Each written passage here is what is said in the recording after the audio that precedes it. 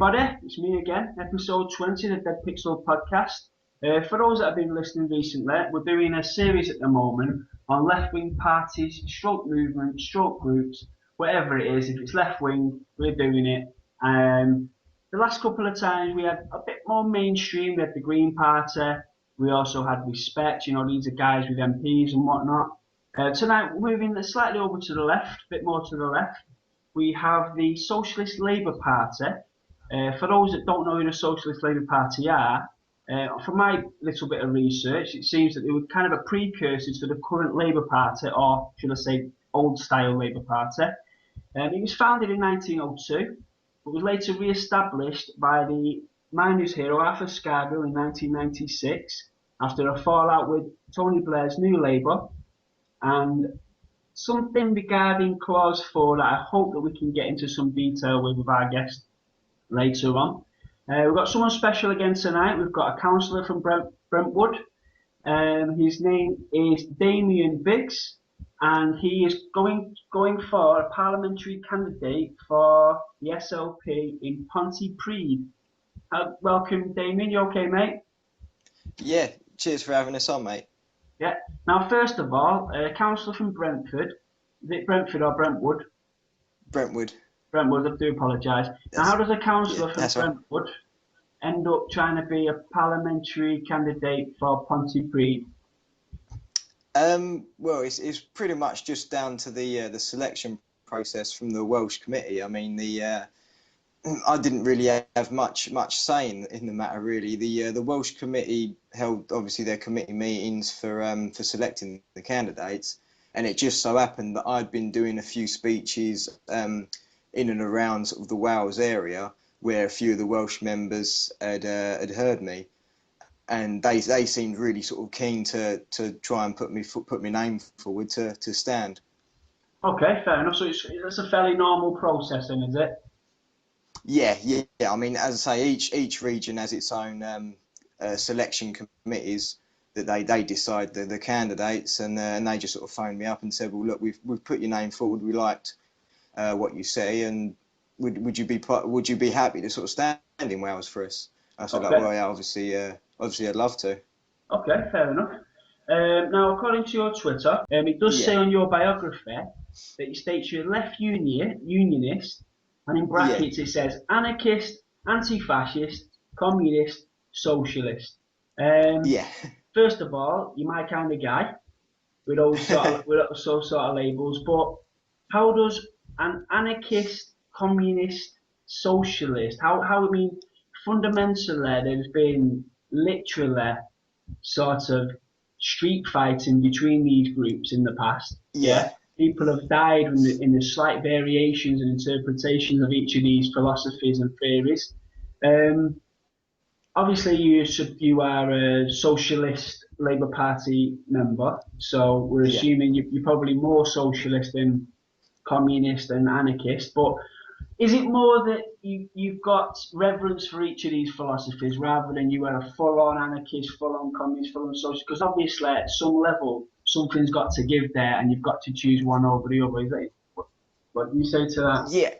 Yeah. I mean, that's kind of the reason as to why I sort of moved on to this sort of left unionist approach. I mean, I started off as a bit of I suppose sort of like a bit of an anarchist, and then drifted over to more of like a trot sort of style communist.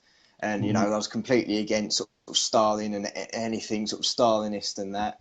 And then I slowly started to read bits on Stalin and started to appreciate a lot of what he said. And so it was a massive sort of confusion in my head. As you say, you feel like in the movement that you have to pick one sort of philosophy to follow, and you can only read Trotsky or you can only read Stalin, and you can't sort of deviate from those two. But the way I sort of looked at it, I was quite happy to take good bits. I mean, everyone's good and bad. Everyone has good and bad points, and I felt it was a lot better to take the good points from both people and from both sides and from all sides of the left, and learn from the mistakes instead of just sort of like being, well, that person made all the right choices, that one made all the wrong choices. I sort of brought the two together, brought all the different versions. I mean, even like sort of anarcho-communism as well. Sort of took a lot of that as well, and just tried to learn as much as I can from as many people as I could to try and fully understand the world around us and how to make it a bit better. Okay. That's interesting. It's really interesting that. I mean, when we're talking about sort of some of the big personalities within the left that have been almost nemesis, really. The people that strike me is obviously Karl Marx was a massive nemesis of Mikhail Bakunin, the anarchist Yeah, godfather. Now they used to have stand-up rows back in the day. Okay, so for them there was fundamental differences between communism and anarchism. Then obviously one that you've also mentioned there, Trotsky and Stalin. You know, you're talking, I suppose, like the most famous disagreement there would be socialism in one country versus sort of yeah, like world revolution. Now, they are intellectual powerhouses. Let's be honest. Whether anybody yeah, follows the left or not, nobody could stand here today and say, "Oh, that Karl Marx, you don't know what he's talking about," or that Bakunin, or even Stalin. As much as he derived today, yeah. he was in many ways a powerhouse of the left.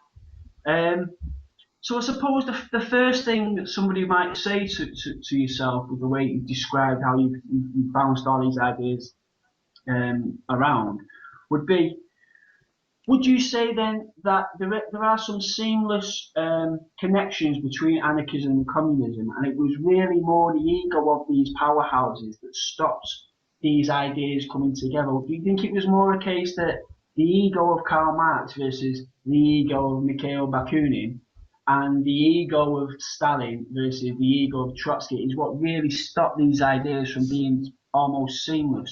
Because if they were such intellectual powerhouses, surely when they went to bed at night, they would have thought, just like you have, and I'm sure you had an intellectual powerhouse Mm. in your own right, but I'm also sure you know Karl Marx. How come you were able to sort of say, well, actually, that fits with that fits with that, and yet these were staunchly opposed from each other, literally like fighting in the street opposing? Do you think it was Yeah, I more think personality than the actual ideas? Did the ideas fit for you?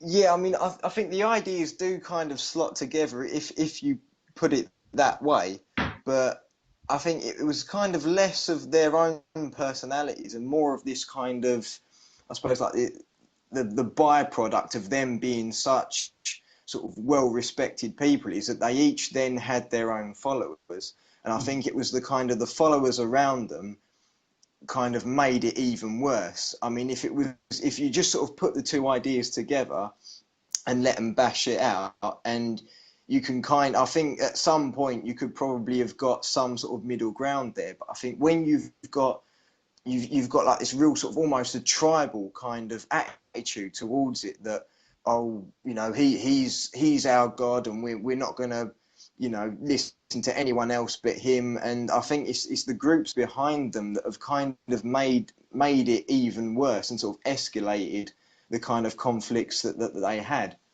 Yeah. Okay. Now, I'm just again. I mean, we've never spoken before, so this is all news to me. This is really. I'm just feeling from what you're saying Yeah, right now. So what you're saying there, though, and I think a lot of that is true.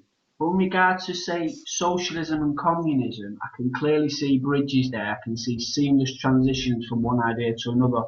But I am struggling to see the transition from communism and anarchism being so seamless, simply because anarchism at its fundamentals is anti-authoritative, yeah, yeah, sort of devolved power into self-contained groups, would make perhaps like a sort of like anarcho-syndicalism, like worker-run states, yeah, yeah, type things. Whereas, the communism of Karl Marx, Stalin and Trotsky, it's a vanguard into of the working class, yeah, centralized industries, and massive worker-led corporations. Yeah. So I am struggling to see where you could fit anarchism and communism. I mean, like I say, within socialism, Stalin, Trotsky, and Karl Marx, you can see all, they're all on the same page. I'm struggling to see the anarchism communism connection. So what's your thoughts on that one? Yeah, I think. Where do you justify those ideas and say, well, actually, if they just bent slightly one way and we bent slightly another, it could fit quite well. I think the biggest sort of respect that I had sort of when I was first getting into politics and that the biggest respect I had for people who actually got up and did something against capitalism was the anarchist movement. I Mm-hmm. mean, they were sort of they you know a lot. I'd sort of go to a communist meeting and they'd be discussing things that happened 200 years ago, and no one really. It was sort of your classic kind of stuffy old men sitting around in a library debating books.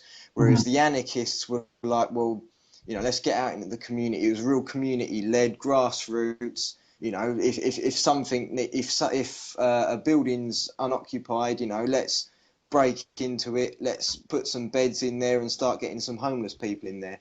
And I Mm-hmm. think that's for me personally where my kind of sort of the anarchist view comes from of that real sort of direct action of, well, we don't need anyone to sort of tell us when to do it or what to do. We as a community can come together, see the issue, and let's just do it.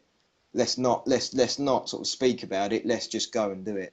Mm-hmm. So it's almost like a And spontaneous activism is what drew you to the anarchists, really. yeah, Yeah, yeah. and I that. mean that was the real sort of drive that I liked. That they had this Okay. real sort of spark. Yeah, okay. But in regards to sort of a planning of an economy, you think they perhaps fall down somewhat economically, and so the communist type socialist ideas are more Yeah, I pertinent mean, to a modern economy. yeah, I mean, as they probably, I mean, obviously they would sort of want to take that sort of planning or want to be involved in that planning, but I could still see some sort of spark and creative imagination that the anarchists have, that they could still get stuck in and involved even outside of your normal sort of hierarchy or management, still Hmm. in the grassroots. I could still see them being a real driving force towards changing their local community and changing society for a better. Yeah. Okay. Yeah. Well, I brilliant, think that brilliant, they'd brilliant probably answer. be I think they'd probably be the real sort of kick up the bum really for a lot of the communists who'd kind of hang back and just get a bit too preoccupied with planning. Okay. Okay. No, good answer. Okay. Well, so you like anarchism, you like communism, but it was a socialist Labour Party is the party that you chose. Yeah, Well, even within socialism in the UK, there's umpteen socialist parties, isn't there? There's parties that have yeah. socialism, the word or socialist, within their name. So, what was it within socialism and within the socialist parties within the UK? What made you decide the Socialist Labour Party?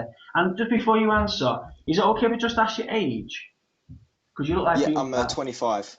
You're 25 and you're from Brentwood, Yeah, yeah? yeah, So a 25-year-old lad from Brentwood, and the guys won't know this, but you're a good-looking fella, okay? Young, good-looking fella. You've got a brain, right? But what you've done there is you've rejected mainstream politics, right? And within yeah, socialism, you've chose a party whose leader is probably in his 80s. Am I right? Or is he not quite that old?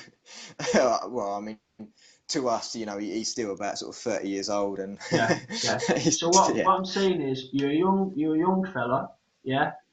You're into yeah, your politics. You've been into your anarchism and communism, but you have decided so not only like the Socialist Labour Party, but stand for them and their yeah. leader, the great Arthur Scargill, the miner's hero. So can you just tell us what it was that made you choose them above the others? Well, I suppose it goes back to that kind of finding that spark. I mean, the president of the party, Andrew. I mean, he's still in his early 20s as well. I mean, I think he's only about 2 years older than me, Okay. and so I mean, he had this real sort of spark on Twitter when I was sort of following him more so than any of the other sort of socialist party sort of presidents, and that there weren't really any kind of there wasn't that sort of flair that the SLP had. And then there was also, I mean, the policies was the main thing. I mean, I was flicking, as you said, there's countless sort of socialist and communist parties out there. I was flicking through all of them, going through all their policies. But the main ones that I kept sort of drawing to was the SLP, was not only because they seemed to be the only ones who were really launching candidates out there and really wanted to get their voice heard sort of almost to the mainstream, but obviously the mainstream want to try and keep them as quiet as possible.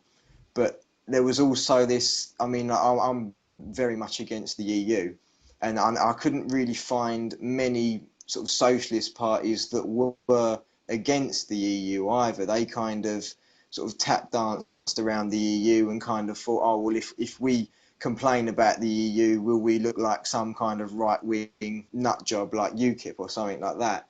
Whereas the SLP was really straightforward with the EU policy. And so, yeah, just for me, it didn't seem like it was an old party. It felt like it was a new sort of modern party. Okay. The guy that you mentioned, Andrew, who's a couple of years older Yeah. than you, is he like the chairman or something, the president? No, he's not the leader. He's the president, yeah. He's the president, No, right, okay. yeah, so he's sort of in charge of the sort of day-to-day national organising level, sort of. Okay, which is quite young, really, for that kind of position. Yeah. So Yeah, that's I mean, quite surprising, that. So you're saying it's quite a young party in many ways, age-wise? Yeah, I mean, it's a real diverse sort of party in terms of age. I mean, you know, we have got the young members, and then there are the much sort of older sort of members right from when it sort of started in the '96. Mm-hmm. But yeah, it's not, as I say, it never really felt like an older sort of person's party. It always sort of felt like a real sort of young, driven party. Okay, interesting. I didn't actually know that. Right, have you any idea how big the SLP actually is in terms of members? I mean, in regards to, are you close to something like Respect, or are you bigger than Respect? I mean, where are you in regards to numbers?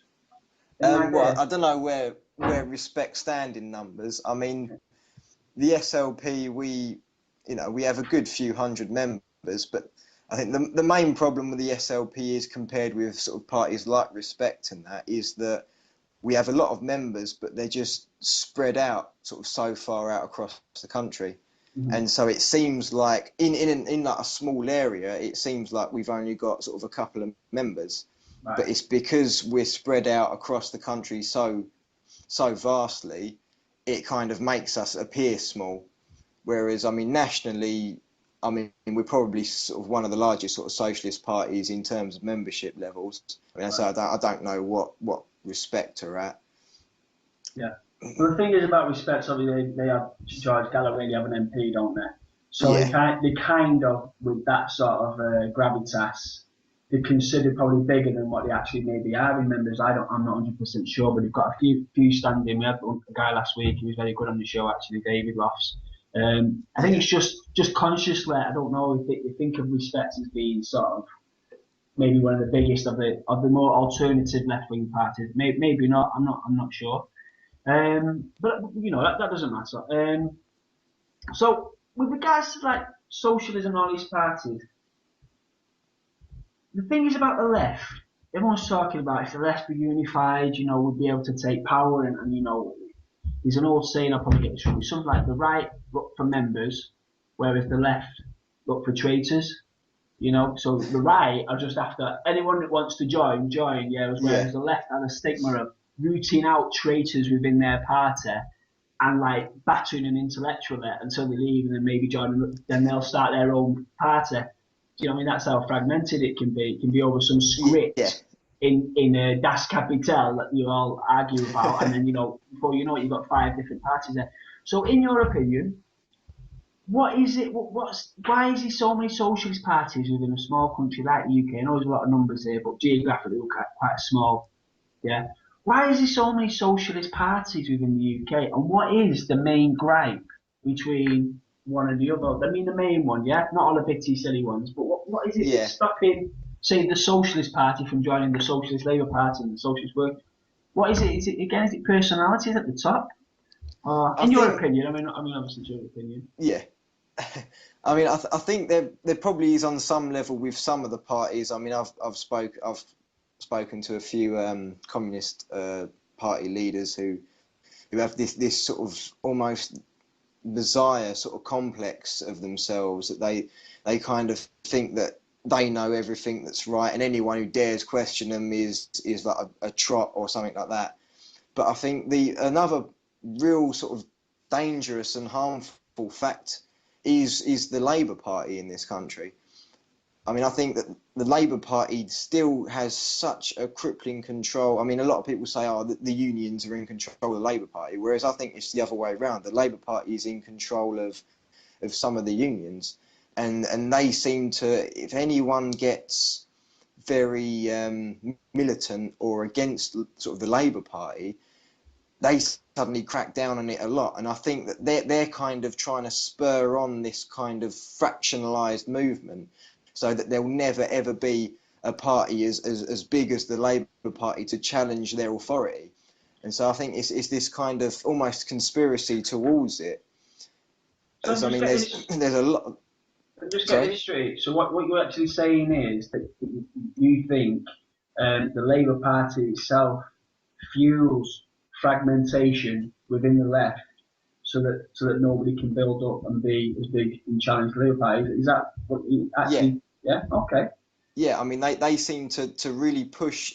I mean, they can push organisations like I think there's like 38 degrees. Sort of these organisations that get quite large, but they say all the right things against capitalism and all this, but they never ever dare question the Labour Party. They never try to get people to vote away from the Labour Party, but the unions are always quite happy to promote these organisations.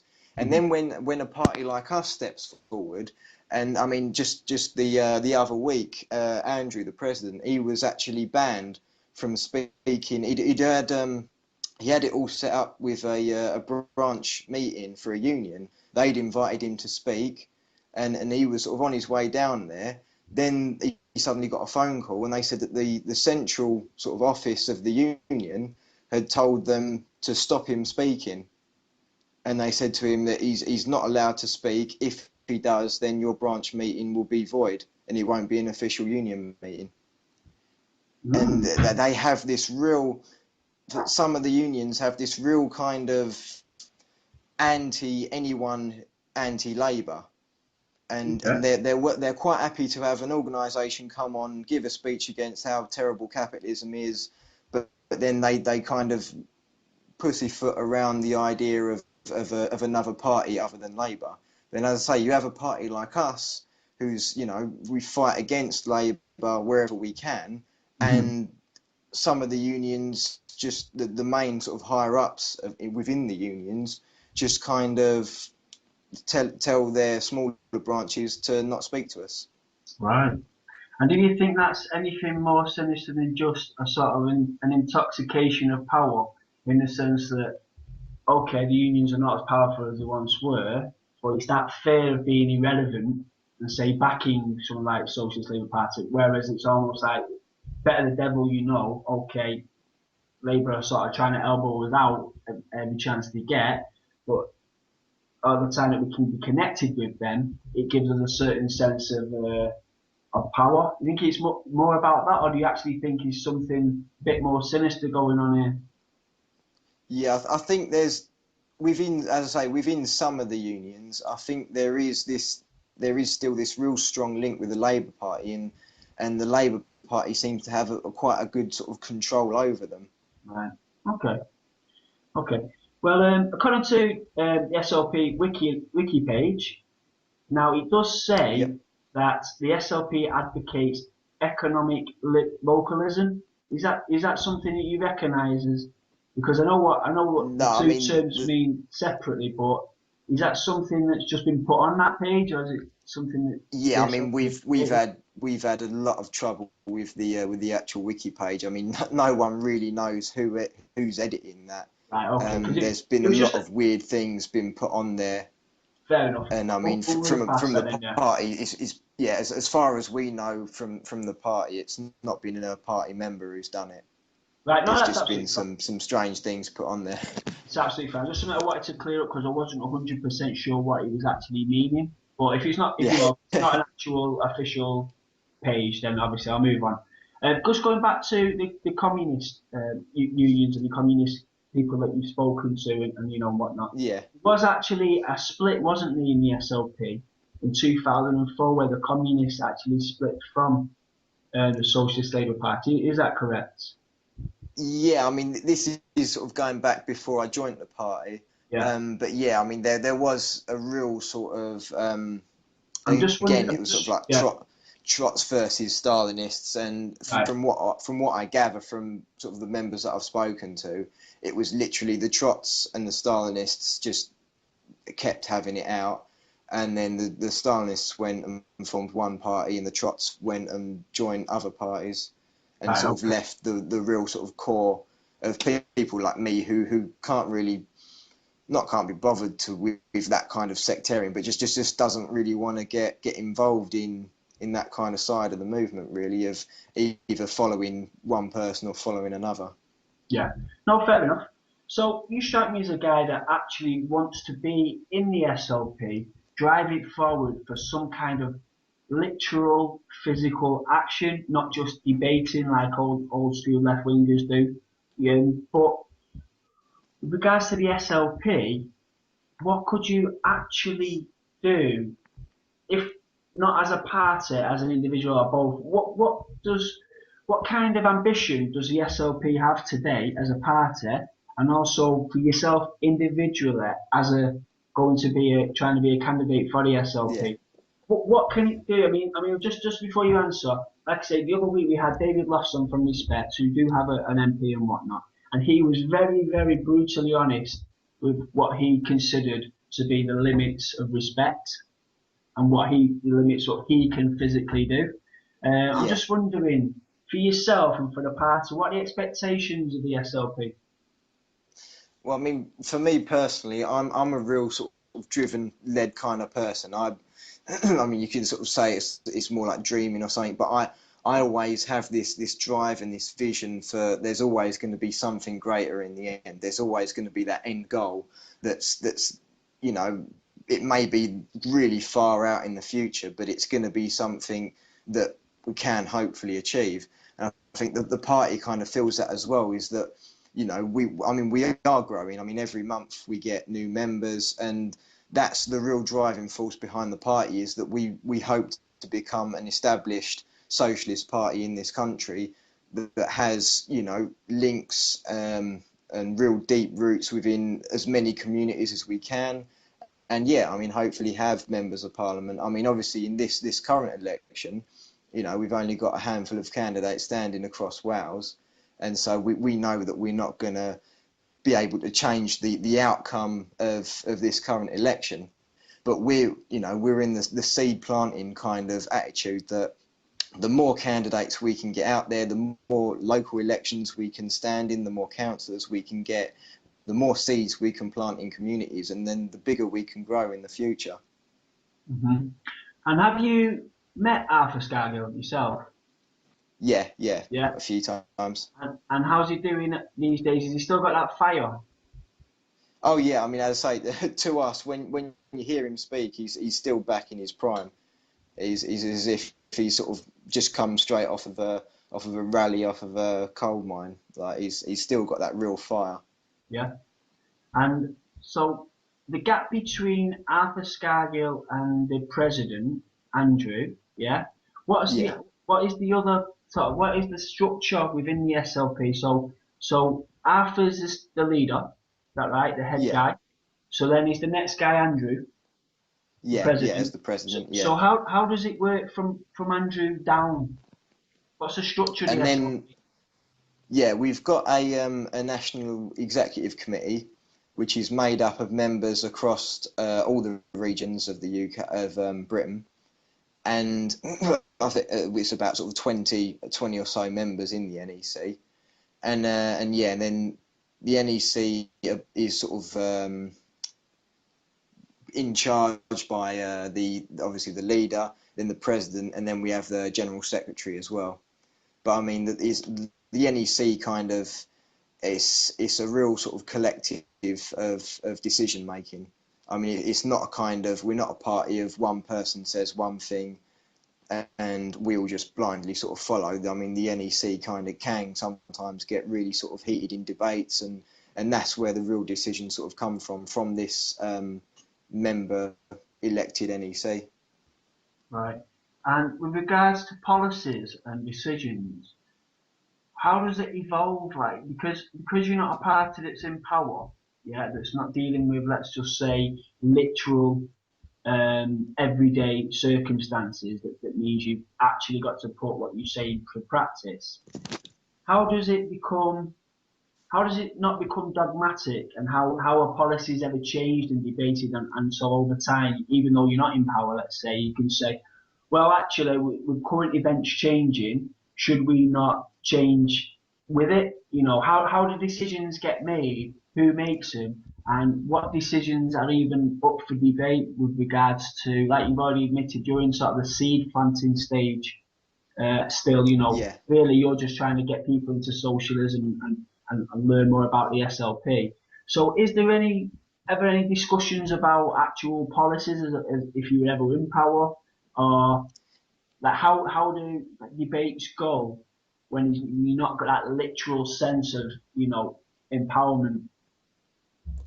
Yeah, well, we've got every general election, we always come out with a manifesto it's literally everything that we would do if we were in power or if we had the chance to be in power. So I mean, it's a full party manifesto that sort of any other large party would produce, and Does that that's ever change? Does that ever change? yeah. I mean, It does, as I yeah. say, at every general election it changes.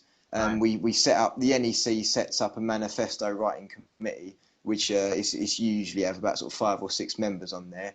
We each take a few policies, and then we just go through it, rewrite it, change it what needs to be changed, reword it perhaps if the figures need to be updated, or if someone's come up with another idea or something, then work that into the policy as well.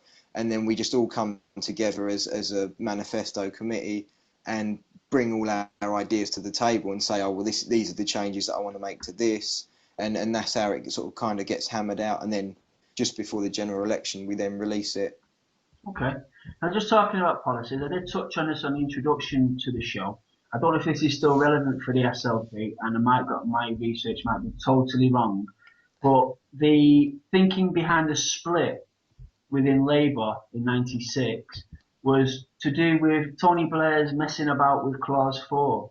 Do you want to let people know what Clause 4 means to the SLP and whether that's still something that's relevant now? Is it still a burning desire to bring back Clause 4? Yeah, well, I think it's kind of less bringing back Clause 4 for the Labour Party, but I think the real idea behind it was that, I mean, you know, even way back in sort of 1906 when the original party was sort of coming out, I mean, the main sort of James Connolly and that, they always questioned the Labour Party, saying that this is just going to be a social democrat party. They're going to gradually drift to the sort of centre, and they're going to eventually embrace capitalism. And when Tony Blair sort of got there, and in '96 or '95 when they started to remove the clause and that, it was the Just for final. the viewer and the listeners, sorry, Damien, can you just tell us what Clause 4 is?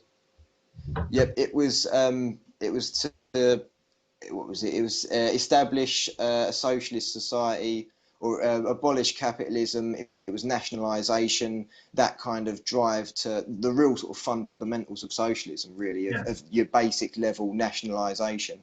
Yeah, so it was And I mainly mean that, it's a nationalisation clause, isn't it, yeah, of main industries. yeah. Yeah, And as I say, that was kind of, that was it then for the Labour Party, that the realise, like James sort of Connolly's realisation has sort of come true, that they have now, the Labour Party is now just another capitalist party. They've fully committed to capitalism, and that's it. And so it's, well, that's why we set up the SLP, was to bring back a socialist party that the working class could vote for, and that could have a chance of getting into power, and, you know, promoting nationalisation of industries, and, you know, effectively hoping to create a socialist society. yeah. And when you say socialist society, you mean an anti-capitalist society, yeah? It's not about Yeah, working within capitalism. the end game for No. the SLP would be the abolishment of capitalism in the end, if Yeah. possible. Okay, that's Yeah. great. Now I wasn't actually I didn't actually think about Europe, but you did mention it before, so I'm going to mention it now if that's okay. But you're saying, Yeah. I was a bit unclear. Were you saying that you personally are anti-Europe, or is the SLP anti-Europe? The SLP is an anti-European Union party. Yeah. Right. So it's not a case of having a vote once in power to see if the country wants to be in Europe. What you're saying is the SLP, one of their fundamental philosophical, and literal Yeah. policies would be straight out of Europe. That's what you're saying, yeah? Yeah. Yeah. That's it. So, in a literal sense, then, what does the SLP envision would be the main gains of coming out of Europe? What is Well, it that makes you anti-Europe? Why do you want to be out of Europe? I mean, the European Union itself is just literally a club of capitalist businesses. And I mean, the EU has been the main driving force between pushing the agenda of austerity, of privatisation. I mean, you can only, they were directive from the EU states that you can only spend X amount percentage of GDP on social services and that. So a lot of our spending has to be done off the books because you can't be seen to be spending too much on social services. And it's just this real big capitalist club and sort of almost a global elitist business that just doesn't seek to help or empower the working class in any way, regardless of what some on the left sort of may try to make it out to be. And so I mean sort of the main driving force between leaving the EU would be that we regain that independence in terms of spending. We can nationalise without being criticised. We can abolish capitalism without having the EU sort of bureaucrats being on our backs telling us, oh, you've got to push for privatisation. I mean, it was not the EU elections just gone, but the ones before that, where on our video for the EU election, we were stating that the EU was going to eventually push to privatise Royal Mail and the post office. And then, 12 months down the line, the UK government then comes out and says that they're going to start selling off shares in Royal Mail. So, I mean, there's always been this real sort of hidden agenda with the EU, with this sort of privatisation. And, I mean, you can see it with TTIP as well. They just really want to get their hands on our last sort of remaining public services like the NHS. Yeah, and I totally get that. I really do. I totally get that. Everything that you said there, I agree with. Now, the reality of the situation is, even though yes, it's a capitalist club, EU and whatnot, but is the SLP brave enough to let the electorate know that if we do come out of Europe, even if it's for the right reasons, the moral reasons, and for socialist reasons, there is going to be, whether we like it or not, there's going to be a period, an unforeseen period for God knows how many years, where we are struggling economically, yeah, because they're going to take so much out of us, yeah, and we're all going to band together and whatnot, yeah, to take wealth out of this country, wealth that's potentially needed for socialization. Okay, that's the first thing. Because whether we like it or not, like I say, whether it's the right thing to do or not, they're gonna suck the wealth out of the country. Okay, so we literally could be on our own, apart from pockets of other progressive parties, movements around the world, and also in regards to the EU, is it not a philosophical problem here as well? Because let's not forget, it's workers of the world unite. It's about bringing down borders. Yeah, it's not about being a sort of insular and isolated. The dream of socialism is to highlight how false nationhood is, yeah, and how borders and barriers are all invisible. We are just the same as working class in Greece or anywhere in the world, yeah. Now there is that argument that Europe, as a structure, as an economic structure, in the right hands, is potentially that tool that socialism always dreamed of. I mean, when socialism was being sort of conceptualized, let's say, there was no European Union. There was very strict borders, and literally like, life or death. Whether it's a capitalist club or not, there is that argument that it is a borderless continent in many ways. It's just in the wrong hands. So there's two questions there for you. The first one is in a literal sense, what does leaving Europe mean for the UK, being on its own with the well sucked out of it, and also how do you fit the philosophical element, yeah, of communism and socialism, of a borderless world, by taking yourself out of Europe, sort of building up the walls kind of thing, and saying, right, socialism in one, is this socialism in one country? So what do you say to stuff like that? Yeah, well, I think with the first one, I mean, in terms of wealth in this country, I mean, the wealth's already being sucked out of this country, regardless of whether we stay in the EU or not. I mean, the whole point of the EU was what they say is the free movement of labour, but what they also don't kind of promote as much is also the free movement of capital. That capital is able to move out of the wealthier countries of the EU and set up business elsewhere in areas where they could pay less wages. So I mean, the wealth's already being transferred out of this country by the EU anyway. And I mean, we lose about £12 billion a year just by being a member of the EU. Because of what we pay in, we don't get back in terms of funds. Mm-hmm. So I mean, there's already an economic loss that we make. And, our main slogan behind leaving the EU is that we'll come out of the EU, but we'll enter the world.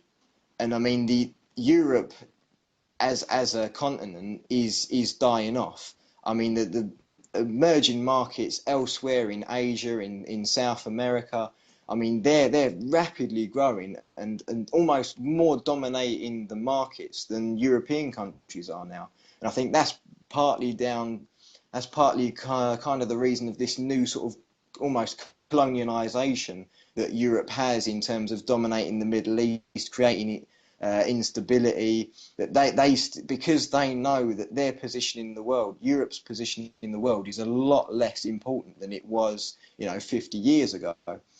So I mean, there's so many more markets out there, so many more countries to trade with, to partner up with. We don't have to be part of Europe or of the EU to actually benefit, financially. I mean, we can do amazing deals with countries like Brazil, Argentina, with Russia, with Venezuela. There's a lot more out there rather than just the EU in terms of wealth. And I think that's kind of what the EU kind of understands as well.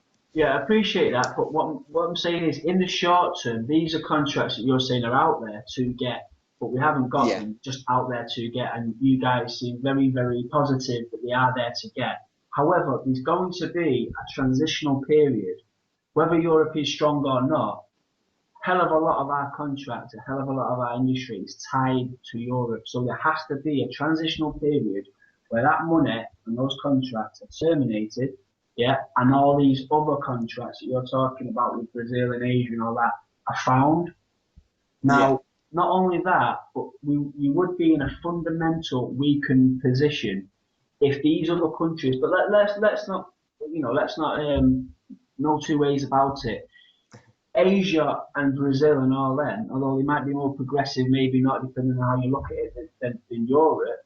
But if they see that you're a country with no contracts whatsoever to speak of, when you go to a negotiation table against you with China and say, listen, we're out of Europe now, we're looking to you, it's going to be very, very hard for China to say, oh, you've done the right thing there, you know what, we're going to give you a really good contract now. Is it not more likely that A, there's going to be a transitional period where we're finding these contracts, where the UK needs to know about this transitional period, and B, how strong would our hand be going to a negotiating table when the other guys know that we've got no trading partners?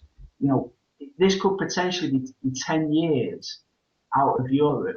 What I'm saying is, if the SLP come in tomorrow and they say, right, Yeah, now on, we're out of Europe, see you later, Europe, right, we're going our own way. There has to be an honest assessment, and the UK people, the common man, needs to know, okay, the distant future might be rosy, but there's still going to be a period of 5, 10, maybe 15 years of hardship where you'd have to push the idea that you're doing the right thing, but it might be quite hard if there's no income. You know what I'm saying? yeah. I think that's kind of partly where socialism and socialist industry kind of really helps pick the nation up. Whereas if, say, like, I mean, you look at sort of the main party who's talking about leaving the EU, UKIP, and I mean, they expect the invisible hand of capitalism to miraculously do things and create jobs, which, as you're saying, in that short term, you know, the invisible hand's not going to do it. They're not going to create that kind of jobs.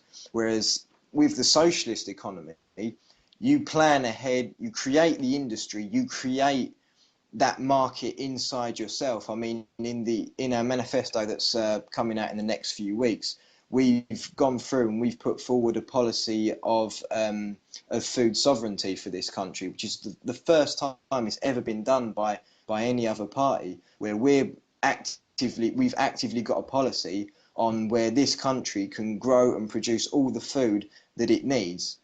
And it's those kinds of policies of, we will create the jobs, we will create the industries, and then we can go out to the world. I mean, we've got huge amounts of experience, of technical knowledge. We've got vast wealth of this within our population and within the land that we have, that we can go to the world and we can say, look, this is what we've built on our own. You know, do you want to be part of it? Okay, so you already have policies that already say, right, within this transitional period, and I think you've hit the nail on the head there. There's a fundamental, a philosophical, and perhaps even a spiritual difference between a right wing party leaving the EU and, like you say, a socialist party. Because at the end of the day, socialism, the key to the name, isn't it? But Yeah, you would need that. You would need the nation behind you, wouldn't you? You'd need yeah. to, and in many ways, do you not find it getting harder year on year with sort of, and I don't mean this to be disrespectful, but the dumbing down of the UK on a national level, because what you're talking about is false consciousness, the overcoming of false consciousness on a national level that allows people to become social once again and get behind particular projects and not be worried about their hair and makeup and who's winning on the X Factor. Do you know what I'm saying? Yeah, You're talking about real issues there of trying to engage consciously, not just physically, yeah, consciously with the UK. Yeah. So that's a yeah, very good answer. That, yeah, I didn't think about it. There is a fundamental difference there, but it is getting harder, isn't it? The more Americanized and capitalist we become, the harder it's going to be apart from a massive natural disaster that shakes everyone to the core, an education of the masses is what's going to be needed for something like that, isn't it? yeah. I mean, it's even if we decided to leave the EU or not, I mean, any sort of major change to society is going to take a real big, as you say, a real big shift in mind. I mean, Yeah. the amount of money that's spent in terms of advertising, I mean, the millions that are wasted just to make sort of girls feel insecure about the size of their eyelashes. It all it takes is that one sort of change of almost like marketing kind of thing. You just have to know how to market it and how to pitch it. I mean, you look at Russell Brand. I mean, he's got millions of followers on Twitter. He's got more followers on Twitter than any kind of politician would dream of having. And Mm. it's because what he says is it's It put in such resonates, yeah. it's put in such a captivating way, and he's sort of come from that showbiz sort of world. He knows how to market it to the sort of the average Joe kind of person. And I mean, Yeah. and he's got a lot of people so much more clued up on events and on politics, even though it's kind of for the wrong stage of him telling people not to vote. But he's still been able to sort of fire up something that no sort of politicians been able to do in the past sort of 5 years. Yeah. No, I'll take your point. Again, just going back though to the second part of the question, you probably forgot it now, so I will repeat it. It's about this philosophical ideal of a borderless world. Yeah, Yeah. Now, obviously, one of the better things about the EU is, in many ways, it's freedom of movement. Whether that's, for capitalist enslavement, that's one thing. yeah, But it is freedom of movement, and it is in many ways a fundamental of socialism to have that freedom of movement throughout the world, and not to have these borders. So you take us out of the EU. This is just a philosophical question, but I know yeah. philosophy is very important to the left and important to me as well. How do you then rebuild this borderless state of things? Because it is important for socialism. It is a fundamental that all countries need to be socialist, and there has to be freedom Yeah. of exchange in a non-capitalist society. So how do you then go about taking yourself out of a continent and then creating one of the fundamentals of socialism? And one point is what some socialists would say is the EU, for all it's bad, it's nailed on one of the fundamentals of socialism in a whole continent that was not there before. So it's just in the wrong hands. So how would the SLP then go on to create a borderless world once it's taken itself out of a borderless continent? Yeah, well, I suppose as you put it, the EU being in terms of the wrong hands. I mean, but there's no way of getting it out of the wrong hands. We can't take control of it. I mean, it's so well put together that the European Commissions and all these kind of traps and pitfalls are put in there to stop the European Parliament or any other sort of elected body by us having any kind of real chance of controlling power. I mean, the European Parliament is just basically a rubber stamp for the Commission. So, I mean, it's, What about a whatever revolution? happens. What about a revolution? I mean, if the workers of Europe united, let's say, and Yeah, rose up, that could potentially be the structure of something special within the hands of the workers. So what I'm trying to get at is it not more important to try and spread seeds throughout Europe rather than just the UK, and try and get Europe's workers united to rise up and take that structure rather than sort of cut the workers of Europe adrift and say, actually, we don't agree with that, we're going to do our own thing. yeah. I mean, we're not when we say we leave the EU, we're not kind of like casting out the anchor and start trying to paddle ourselves away across the Atlantic. I mean, we'll still always have that connection with Europe and mostly with the European working class.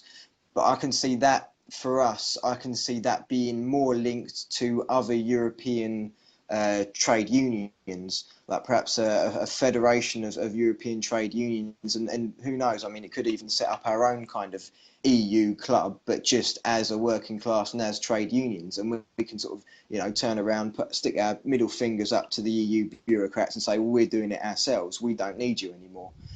As a unified federal union of Europe, we can do this ourselves.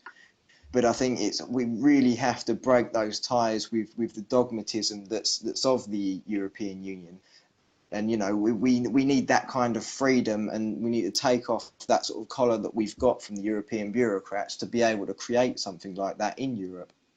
Yeah, you know what? Brilliant answer. Brilliant answer. I think the key is to say to the workers of Europe, we're not leaving you, we're leaving the system, basically. But I Yeah, do think it's fundamental. The thing is, with the EU, you see this now with Greece. Now, Greece are being vilified throughout European media.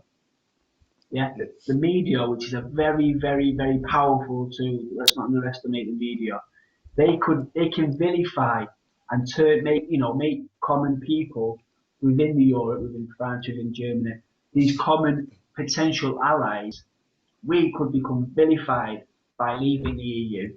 Whether we want to say, oh, we're not leaving you really, the power of their media could quite easily, within a couple of years, make even around a normal dinner table in France or a normal dinner table, in wherever, Hungary or whatever.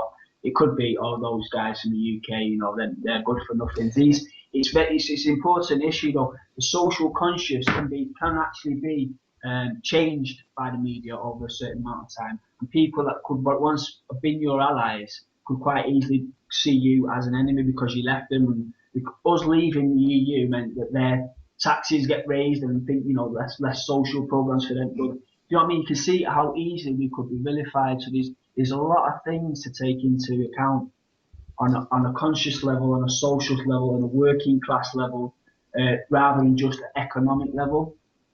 Do you know what I'm saying? I mean, there's as you say, the media can, as you say, can make or break you, whichever way they want to go.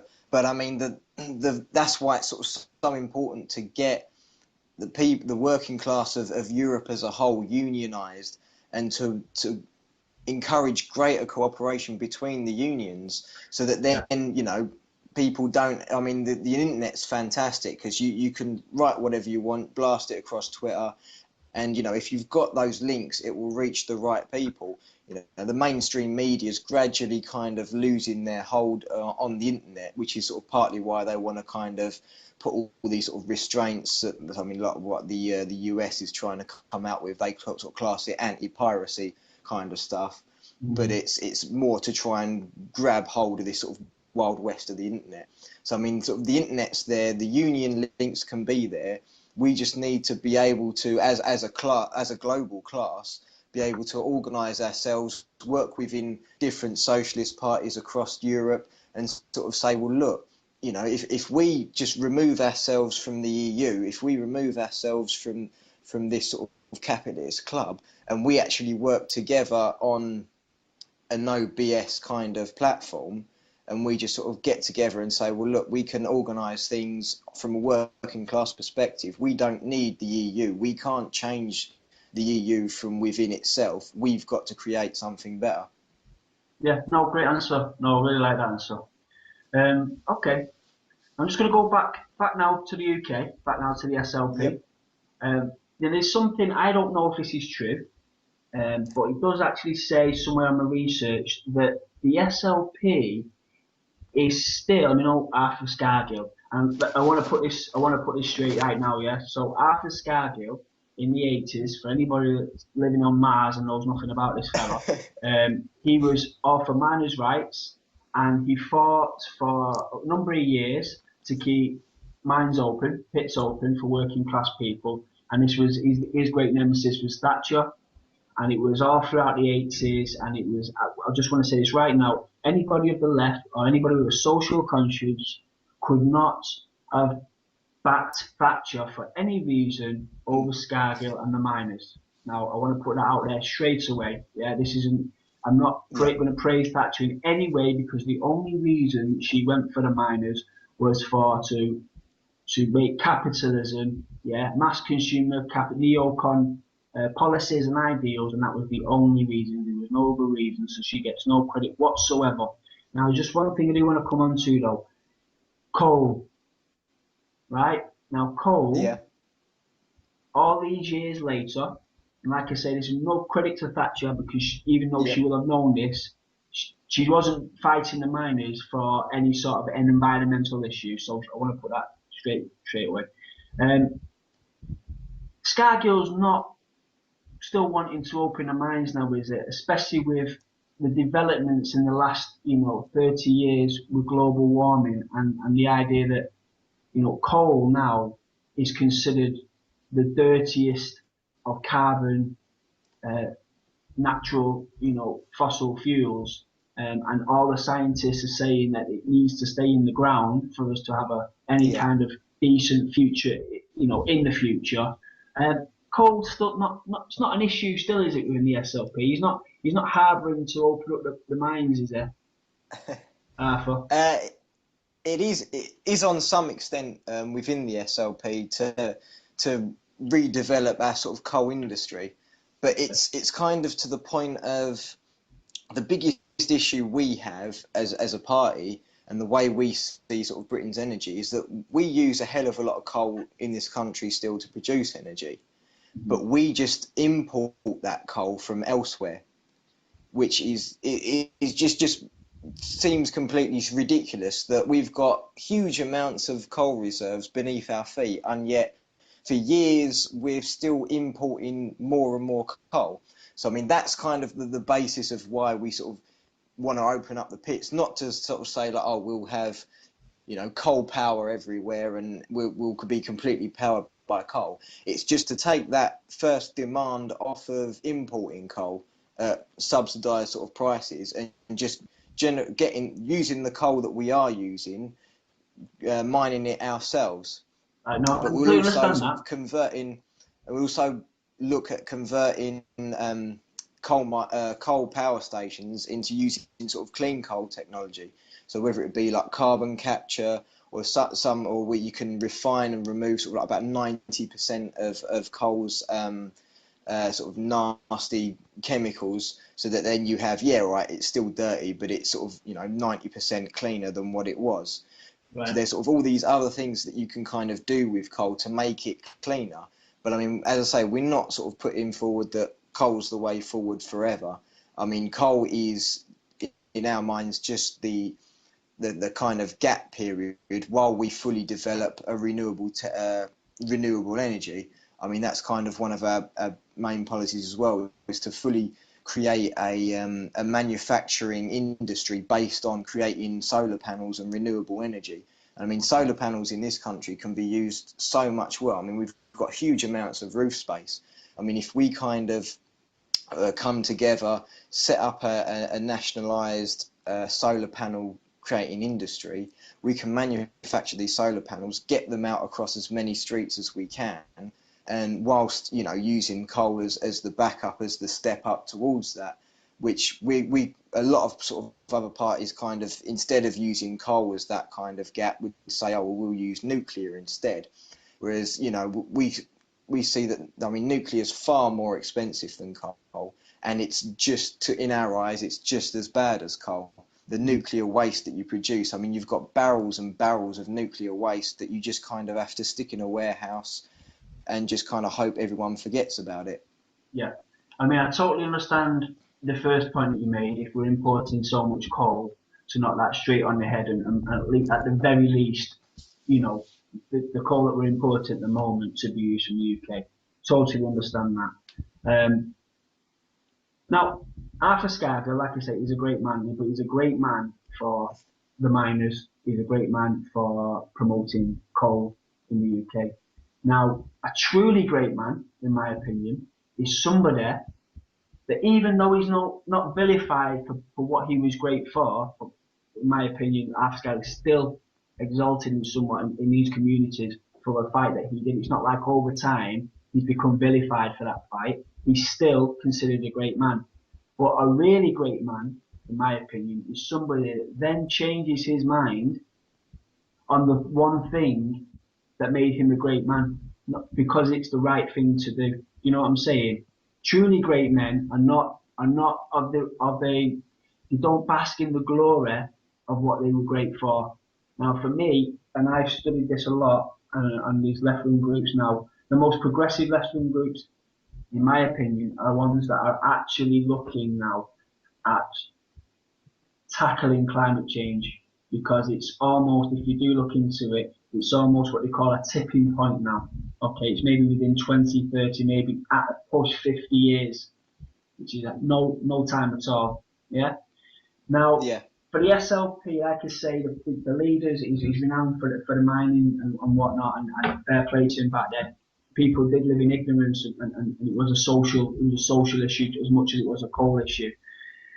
But I would have trouble, me personally, supporting a progressive party today that isn't pushing some kind of either renewable or nuclear agenda for the climate. Now, obviously, you're an SLP member. I'm not, so it doesn't really matter what concerns I've got for the SLP. But you're a young man, yeah. Surely climate change is something that has it even been discussed in the SLP? Is it something that's is it someone who said that, hang on, Alfred, this coal business, it's looking a bit dodgy these days. Is that something that's ever come up? Because from the most recent scientific studies around the world, and let's not get this wrong in any way, 97% of the world's scientific community now believe that climate change is man-made. Coal Yeah. is considered the worst of the worst. Even the clean coal, because what they're saying now is it really needs to stay under the ground to capture the carbon. So is it something, I mean, if it's not been discussed, that's fair enough. That's fair enough. But do you as a party member, do you believe that it's not a dogmatic tenant, that it's not like Arthur owes all these miners who said, you vote for me and once I get in power, you'll all get your jobs back. It's not that kind of deal, is it? Is the SLP brave enough, and is Arthur brave enough to change his mind on a fundamental, if it's the right thing to do for the planet, in your opinion? Yeah, I mean, as I say, the climate change and that it does get discussed, and I mean, and that's kind of where we weigh up the whole. Well, we need some sort of gap to fill our jump between where we are now and where we need to be in the next sort of 20 to 40 years in terms of using purely renewable energy. We just don't see nuclear as being that gap. You know, it's like nearly 500% more expensive than coal. It takes a hell of a lot longer to use than coal. I mean, we're talking about in terms of using clean coal technology. I mean, this isn't something that can be set up, that will be set up in sort of 5 to 10 years.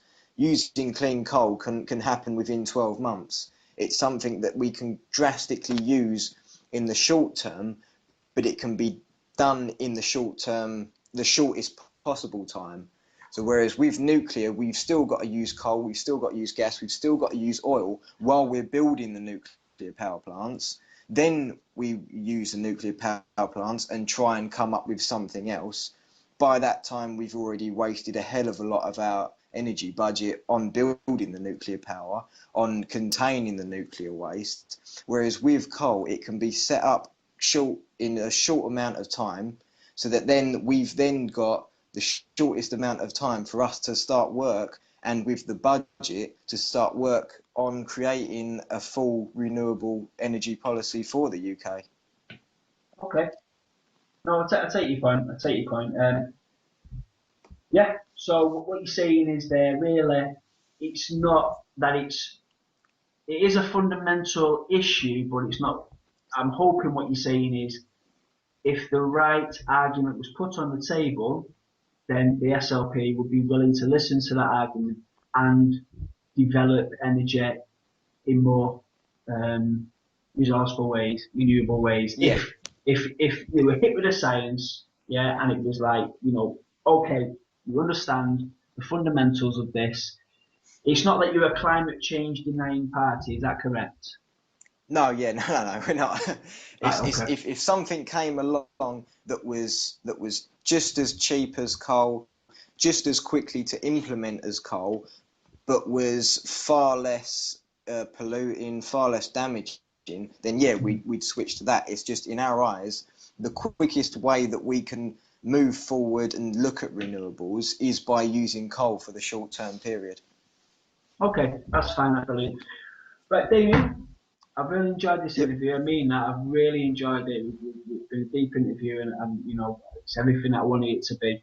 I've got one Yep. last question, and now this is actually just as good Yep. as all the other questions, so don't take this as a joke, right? But you're a radical left-wing man. Serious Mhm. question. How close, this is your last question, so take your time. Yeah. How close do you think we are to the revolution that you have foreseen in your mind? The socialist It's revolution. Is it on the horizon? I think we're a hell of a lot closer than where we were or where we thought we'd be, 5 years down the line. I mean, it's as I've sort of mentioned before, you've got characters like Russell Brand, you've got this real kind of people are hungry for something different. They know the system's broken, they know the system doesn't work. They're just so peed off basically with the way things are, that I think that we're not that far away from a radical kind of left-wing party springing up. I mean, sort of you've seen it in Greece, I think in Spain, their sort of left wings is coming up, and I Pretty think much, yeah. there is this real kind of sense among people that something has to change, and as I say, but it's kind of helping in one way with people like Russell Brand, that they can attach themselves to these sort of personalities and be all, oh yeah, well, F the system and all this.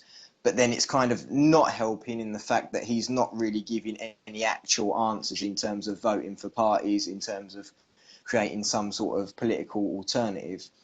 But I think there is this real hunger amongst people to want to see something better, to want to live a life that's dignified, to not have to worry about using food banks, to not have to worry that their elderly, grandparents could possibly freeze in their own home. I mean, there is this real sort of anger amongst people, and I think it's kind of turning the other way against politicians, in terms of they're just choosing not to vote rather than voting for a sort of a socialist alternative.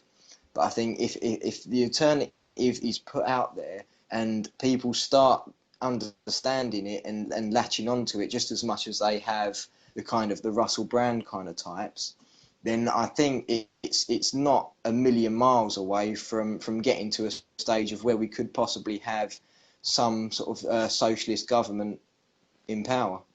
Okay. Now, around the country, if people go into their voting booth and they see a candidate for the SLP, why should they vote in the political system that we're in at the moment, first past the post? Why, Yeah. in your opinion, should we vote for the SLP over, let's be honest, Labour? Well, it's basically to say to those people who have got the SLP choice in front of them, to almost think kind of selfishly, almost, to kind of think, well, look, we know what's going to happen at the end of this general election. We know the result of it. The capitalists have won. There's going to be a capitalist party in place. We know that. That's going to happen. It's set in stone. Capitalism is going to carry on for the next X amount of years.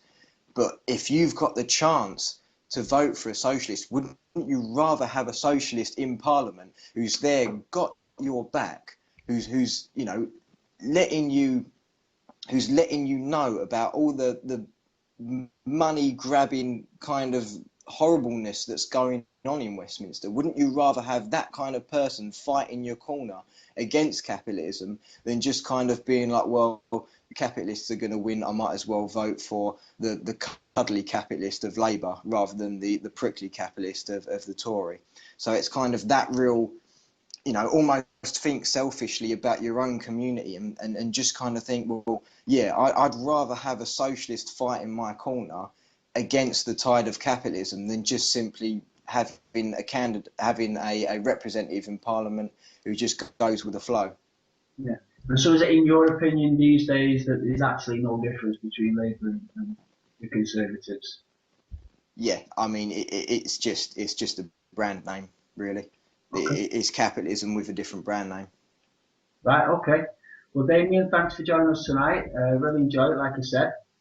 I wish you all the best. Mate. So you're going Cheers. To be an SLP candidate for Pontypridd, yeah, in Wales? Yeah, South Wales. Okay, well, good luck. Good luck. I mean that. It'd be good if you get that, because for me, you're a guy who wears his heart on his sleeve, and every question I threw at you, mate, you had an answer, a good answer as well, a deep answer. So well done. Okay, guys. Well, thanks for listening. I have no idea who'll be joining us next time, so I've not got any confirmation just yet. But I promise that there will be somebody on the left, some party or group. And if you've got any questions regarding tonight, if you have any questions, I can always forward them on to Damien. Have you got do you want to part your Twitter or anything, Damien? Yeah, it's at Red Star Damien. So at and then REDSTARDAMIEN. Okay. Well, thanks again, and thanks everyone for listening, and I will see you in 2 weeks. Good night.